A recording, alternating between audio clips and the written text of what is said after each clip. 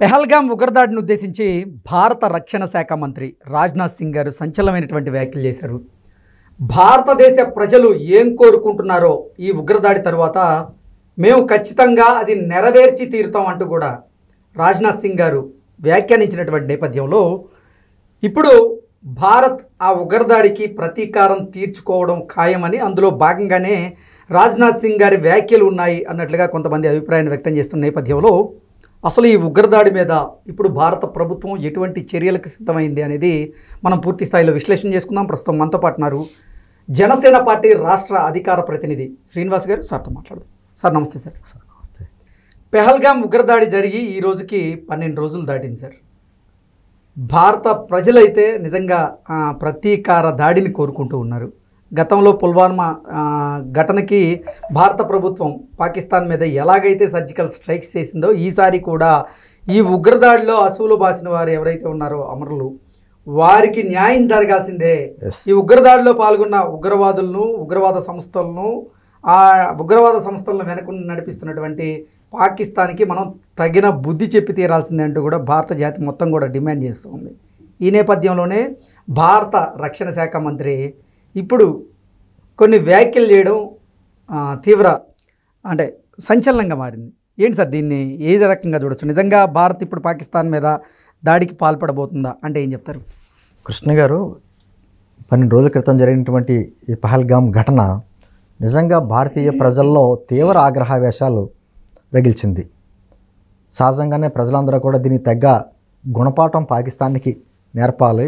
ఎన్నాళ్ళు ఈ విధంగా సామాన్య ప్రజలు కావచ్చు, లేకపోతే సైనికులు కావచ్చు, కొన్ని వేల కోట్లు, లక్షల కోట్లు మనకి నష్టం, ఒక విధంగా ఆస్తి నష్టం, ప్రాణ నష్టం అన్నీ జరుగుతున్నాయి. దీనికి ఎక్కడో చోట పులి స్టాప్ పెట్టకపోతే, ఇదే కంటిన్యూ అవుతే మనం ఏదో శాంతి దేశమే కానీ చేతకాని దేశం కింద బయట కనపడుతుంది, అది కరెక్ట్ కాదనేటువంటి ఆగ్రహవేశాలు మొత్తం దేశం అంతా వచ్చినాయి.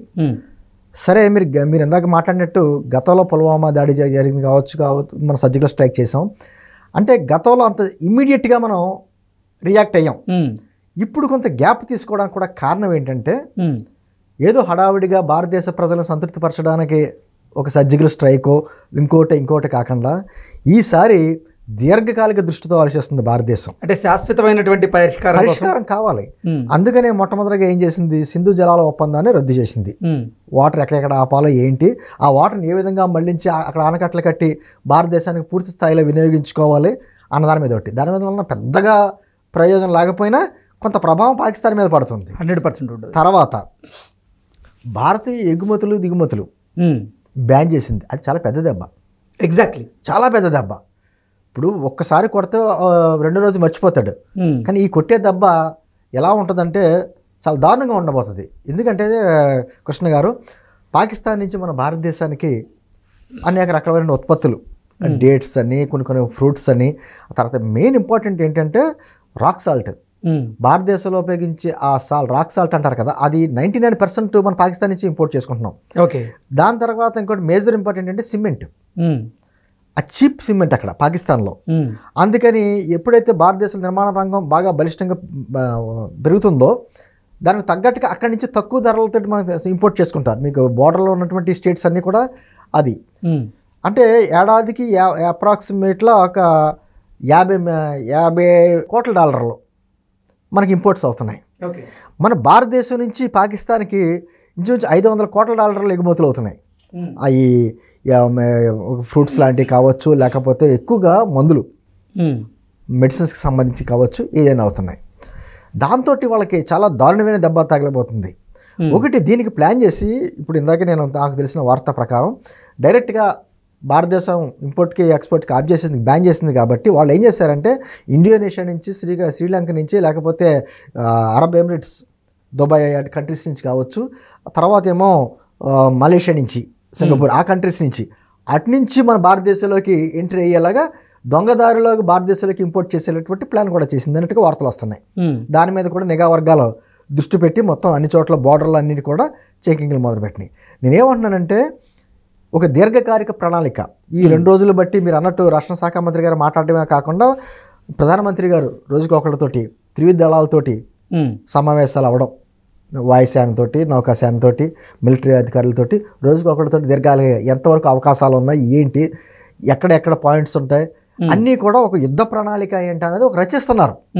దీంతో పాటు మనం ఏం చేస్తున్నామంటే దౌత్యపరంగా కూడా బయట ప్రపంచ దేశాల మద్దతు కూడా మనం కూడగట్టుకుంటున్నాం. ఆల్రెడీ జపాన్ కానీ, ఫ్రాన్స్ కానీ, బ్రిటన్ కానీ, అమెరికా కావచ్చు, రష్యా కావచ్చు, ఇవన్నీ కూడా మనకు సపోర్టివ్గా మాట్లాడుతున్నాయి. అదే పాకిస్తాన్ ఏమో వాళ్ళకి సంబంధించినటువంటి చైనా కావచ్చు, లేదా టర్కీకి సంబంధించినటువంటి నౌక కూడా పాకిస్తాన్ జలాల దగ్గరికి వచ్చిందని చెప్పంటున్నారు. అంటే ఆ కంట్రీకి సంబంధించి మద్దతు ఎవరు చెప్తారో ఆ ప్రయత్నాలు చేసుకుంటున్నాయి. కాకపోతే ఏంటంటే దీని వెనకాల కూడా అంటే సపోర్ట్ చేయడానికి కూడా ఆయుధ వ్యాపారాలు వాళ్ళ వ్యాపార తత్వం కూడా ఉంటుంది కదా. ఇవన్నీ నేనేమంటున్నానంటే సార్, మొత్తానికి దీంతో పాటు చాలా జాగ్రత్తగా గమనిస్తే మనం ఉగ్రవాదులకి వ్యతిరేకంగా పోరాడుతున్నాం, ముస్లిం సమాజం మీద కాదు. ముస్లిం సమాజం యొక్క మద్దతు కూడా మనకు కావాలి. భారతదేశంలో ఉన్నటువంటి ముస్లిం సమాజం మద్దతు కూడా మనకు కావాలి. మనం వ్యతిరేకంగా పోరాడుతున్నది ఇస్లామిక్ టెర్రరిజం మీద, భారతీయ ముస్లిం సమాజం మీద కాదు అనేటువంటిది కూడా మన ప్రజలకి చక్కటి సందేశం కూడా ఇవ్వాలి. అది చేస్తుంది భారత ప్రభుత్వం. మనకి వాళ్ళతో వ్యతిరేకం కానీ ఇక్కడ ఉన్నటువంటి వాళ్ళతో ఎటువంటి మనకి వ్యతిరేకత లేదు అనేటువంటి ఉద్దేశంతో.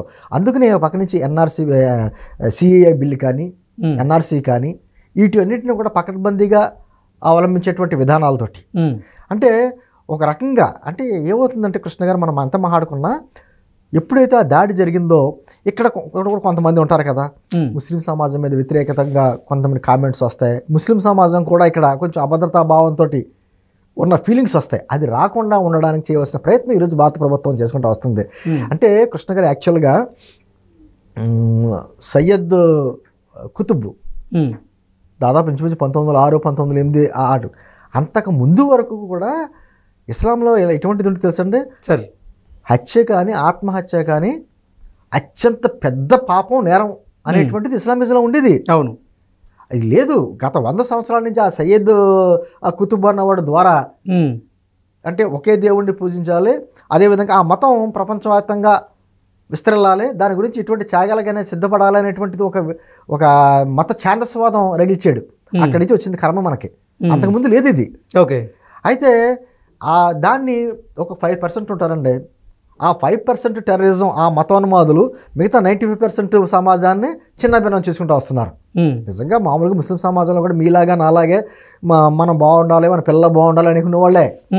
ఈ 5% వలన వచ్చిన ఇబ్బంది ఈరోజు సమాజంలో చిన్నభిన్నం అవుతుంది. అందుకని చాలా దీర్ఘకాలిక ప్రణాళికతో ఈరోజు మోదీ గవర్నమెంట్ హడావుడిగా కాకుండా ప్రజల భావోద్వేగాలు ఉంటాయి ఖచ్చితంగా.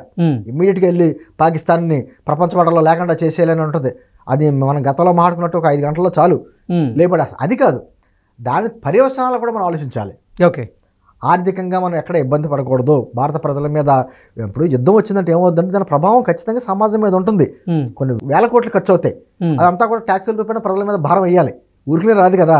అంటే అది చాలా జాగ్రత్తగా ఏర్పాట్లు చేసుకుంటూ ప్రపంచ దేశాల మద్దతుతో కూడా తీసుకుంటా, అదేవిధంగా చాలా వ్యూహాత్మకంగా జలాల విషయంలో యుద్ధం కావచ్చు, లేకపోతే దౌత్యపరంగా యుద్ధం కావచ్చు, ఈ ట్రేడ్ వార్ దిగుమతులు రద్దు చేయడం కావచ్చు, అదేవిధంగా దొంగ దెబ్బ కొట్టడానికి ఏదైతే ఇతర మార్గాలు ఎంచుకుందో పాకిస్తాన్ని అవన్నీ క్లోజ్ చేయడం కావచ్చు, అక్రమ వలసదారులు భారతదేశంలోకి రాకుండా చేసేటువంటి కార్యక్రమాలు కావచ్చు, చాలా దీర్ఘకాలిక ప్రణాళికతో ఈరోజు నరేంద్ర మోదీ గారి ప్రభుత్వం వెళ్తుంది. కాబట్టి ఒక పక్క నుంచి త్రివిధ దళాలతో చర్చలు చేసినా నేను ఏమనుకుంటున్నానంటే యుద్ధం ఖచ్చితంగా జరుగుతుంది. కానీ ఇది ఇప్పుడు రేపా ఎల్లుండా అనేది ఏంటంటే కాకుండా వాళ్ళు చాలా ప్లాన్డ్గా కేంద్ర ప్రభుత్వం వెళ్తుంది. ఖచ్చితంగా ఈసారి మాత్రం పాకిస్తాన్ కోలుకొని దెబ్బ మాత్రం భారతదేశం చేస్తుంది. దాని తగ్గట్టుగా అడుగులు వేస్తుంది.